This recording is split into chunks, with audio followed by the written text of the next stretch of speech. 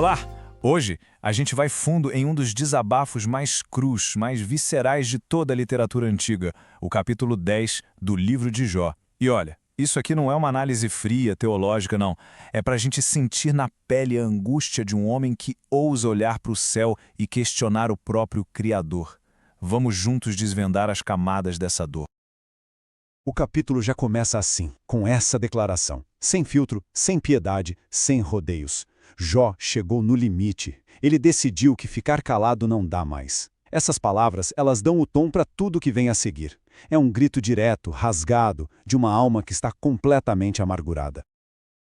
A primeira parte do discurso de Jó é quase um processo judicial. Pensem na cena. Um homem que perdeu tudo, absolutamente tudo, coloca Deus no banco dos réus e começa a sua acusação.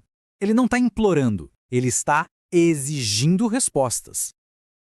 E aqui está a primeira exigência de Jó. Percebam, ele não está pedindo por misericórdia. Não, ele está pedindo clareza. É um apelo desesperado por justiça. É como se ele dissesse para Deus: se vais me punir, pelo menos me diz qual foi o meu crime. Ele quer que as acusações sejam colocadas na mesa, como em qualquer tribunal que se preze.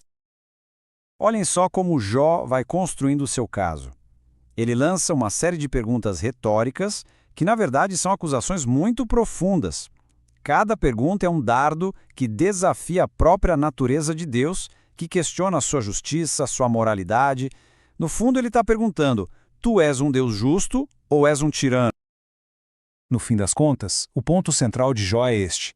Um Deus que é justo tem que agir como um juiz justo. Ele não pode ser um carrasco silencioso, anônimo. Para Jó, o silêncio de Deus já é, por si só, uma baita injustiça. Se existe uma acusação, o acusador tem que dar as caras. Agora o argumento de Jó fica ainda mais profundo, mais pessoal. A gente sai da sala do tribunal e entra no ateliê do Criador. É aqui que Jó explora o grande paradoxo do seu sofrimento. Como pode o mesmo Deus que o criou com tanto cuidado ser o mesmo que agora o esmaga com tanta crueldade? Essa pergunta aqui, ela carrega um peso gigantesco de traição. Jó não se vê como uma criatura qualquer distante. Ele se vê como algo feito à mão, moldado intimamente pelas mãos de Deus. A ideia de que essas mesmas mãos que deram vida agora se voltam para destruir, para ele isso é simplesmente insuportável.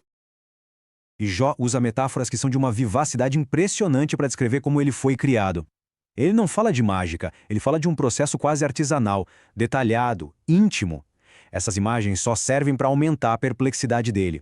Como é que um artesão tão cuidadoso de repente decide esmagar sua própria obra-prima?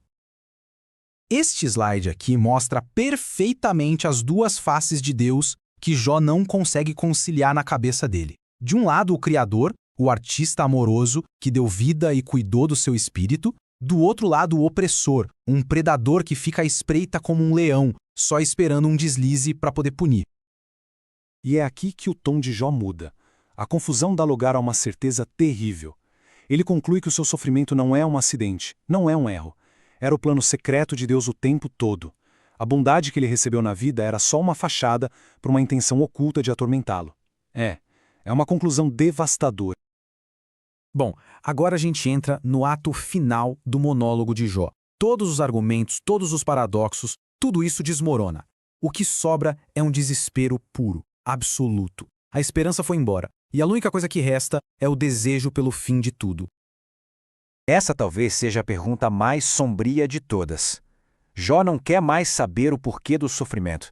Ele agora questiona o porquê da própria existência. Ele chega à conclusão de que teria sido muito melhor nunca ter nascido do que viver essa agonia sem sentido. O peso dessas palavras é esmagador. O sofrimento de Jó foi tão intenso que o levou a rejeitar por completo o presente da vida. A existência se tornou uma maldição tão grande que não existir parece ser a única libertação possível.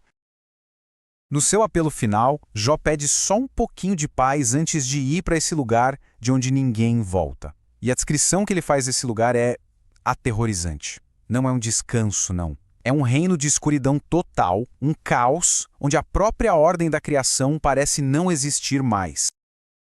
E com essa frase final, o capítulo chega no seu ponto máximo de desespero. É a imagem da desesperança total. um lugar tão escuro, tão fundamentalmente sombrio, que o próprio conceito de luz perde o sentido. A luz vira só mais um tipo de escuridão. É o colapso completo de qualquer esperança. E assim termina o Lamento de Jó, deixando pra gente uma reflexão muito poderosa. Essa queixa crua, essa honestidade brutal de Jó em confrontar Deus com a sua dor, nos obriga a pensar o que essa atitude revela sobre a natureza da fé. Talvez a fé de verdade não seja a ausência da dúvida, mas sim a coragem de gritar essa dúvida mesmo diante do silêncio do céu.